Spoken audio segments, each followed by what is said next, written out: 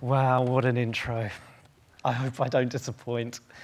Okay, let's get started. I'm Matthew. I head up the innovation agency at London College of Fashion, and we have a super small team that is looking at how we use emerging technology to change the way that designers and brands are making their collections. So we do a lot of work with smart materials and smart processes, change the way they show those collections. So London Fashion Week is a wonderful playground for us to experiment, particularly with augmented and virtual. And ultimately how those brands end up selling their collections as well. And why are we needed? We're needed because I think, and I love this quote from our Chancellor, Grayson Perry, we are the world's biggest factory for trouble. I always look around the audience and some of my colleagues get very nervous when they see this. I don't want to blow up the world, but we do want to challenge the way that brands, designers, and our students think about the way that fashion is delivered at the moment. And we're needed because I see headlines like this on a fairly regular basis. And I love reading The Business of Fashion, and I love Christopher Kane. But this is the headline, is not dated from 1996. June 22nd, 2016, the next big milestone for a designer is e-commerce? E-commerce? E-commerce in 2016? Come on, fashion. We can do better than that.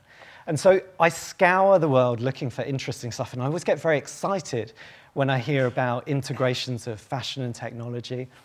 And so sometimes at Fashion Week, I hear little stories, and then I see Chanel sending their models down the catwalk dressed as robots.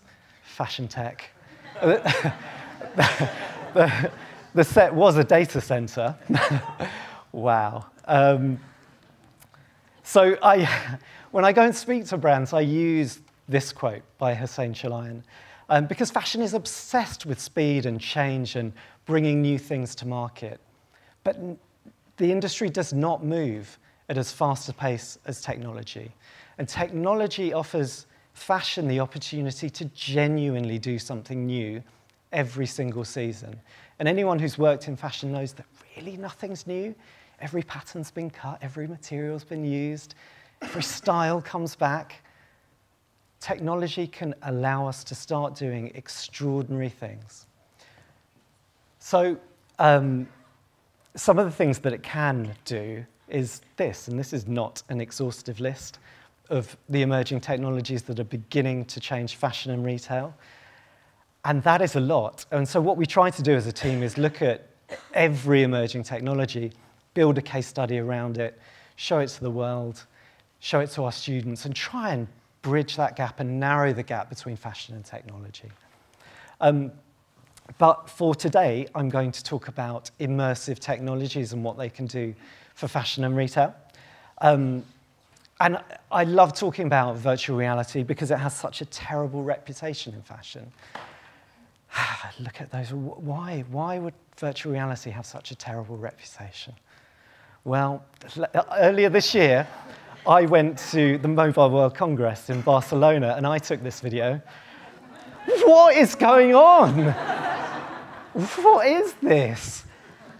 So often I see this kind of thing around, and you see retailers wanting to bring virtual reality experiences into store.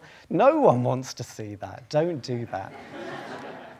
I will encourage all of you to experiment today, but we can help guide you. Then I can show you a much nicer picture, a really beautiful picture. A couple of years ago, I was invited to work on a project with Lucasfilm for the release of Star Wars: The Force Awakens. And Lucasfilm made the incredibly large mistake of inviting a 40-year-old Star Wars maniac into their offices. Trying to hold it together during those meetings was the most difficult thing I've ever had to do in my life. But what they allowed me to do was to look at how they were using immersive technologies to look at the future of the movie industry. And as I was working alongside them, it became really obvious that some of those technologies and their applications for the movie industry would be really useful within fashion. And so I came back to London and we started to pull some projects together that could demonstrate that. And one of our very early experiments in mixed reality was working along Microsoft to deliver an experience at London Fashion Week, which at the time we called mixed reality before even more exciting devices that Layla will talk to you later about came onto the market. And this was about creating a new experience for consumers on the catwalk. So effectively, we were live streaming from devices around the audience and using real-time CG to kind of rip the models apart. So you were seeing a real model in front of you and then kind of an augmented version of her behind. And it was really fun. But then we started to think, how could we use that within retail? And we were looking at 3D models. And what you see here is Emma Shipley, that's Emma over there, a wonderful luxury scarf designer. And in that picture, Emma is not wearing one of her scarves. That's a 3D model. And we launched this about a year ago. And it allowed you to virtually try on Emma's scarves. You could cycle through her collection, be immersed in that world. And we were really interested in how consumers would respond. And actually for designers like Emma, what that allows them to do is to create product before it even goes to market. She can begin to push out and test consumer responses to her product. It's really interesting. And with the advances of facial scanning and depth sensing, and some new devices coming onto the market, our ability to do this at an even better level than we did a year ago is improving all the time. And we genuinely believe that that use case will become simply normal for consumers in the future, to virtually try a product on. Maybe buy from an app, or maybe just form part of a new buying cycle where you try something on and maybe go to the store to buy it. We've also done some testing around just looking at websites and seeing if we could take flat images and animate them and just do that through coding. So using an algorithm, you can take a set of images and stitch them together to create a 3D model really simply. And what happens when you have a 3D model is that consumers start to click on it more. They'll do it anywhere between 20 and 40% more. So suddenly, you have the opportunity to start driving traffic to your site and traffic through your site in a much more effective way.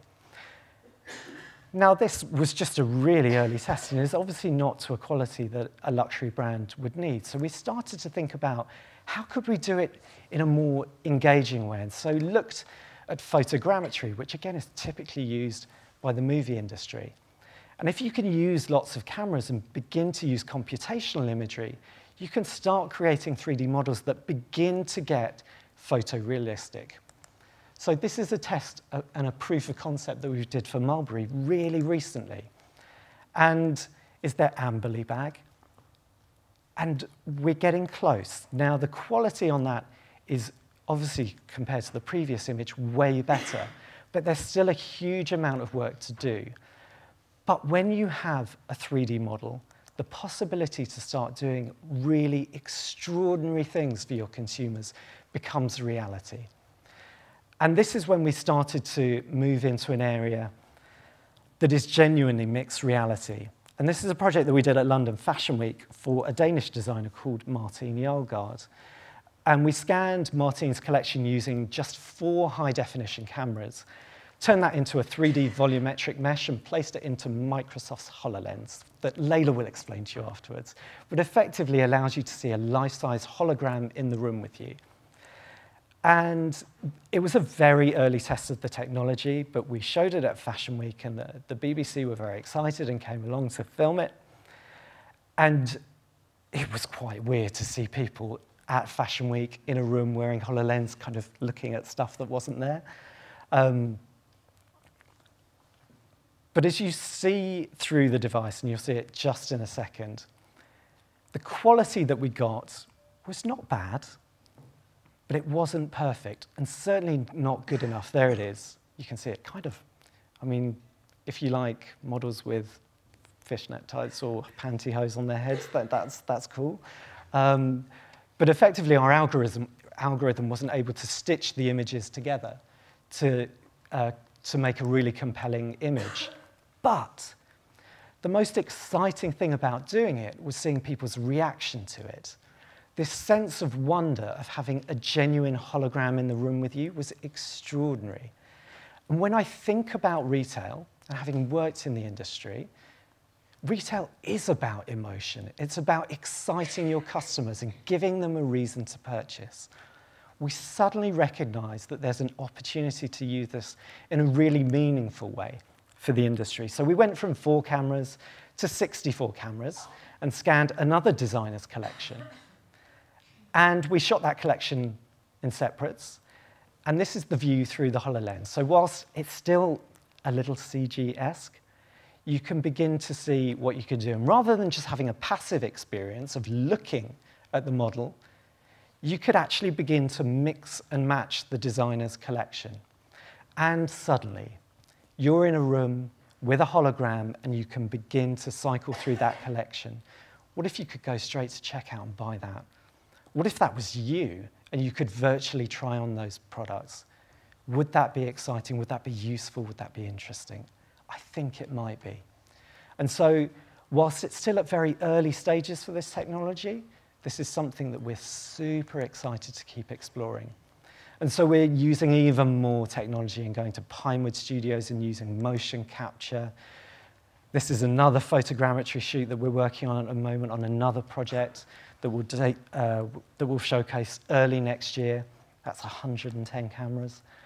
And combining motion capture with photogrammetry to deliver an experience that will go beyond your perception and understanding of reality. Can we begin to produce things that you have no understanding are actually an augmented or a virtual model? More of that next year.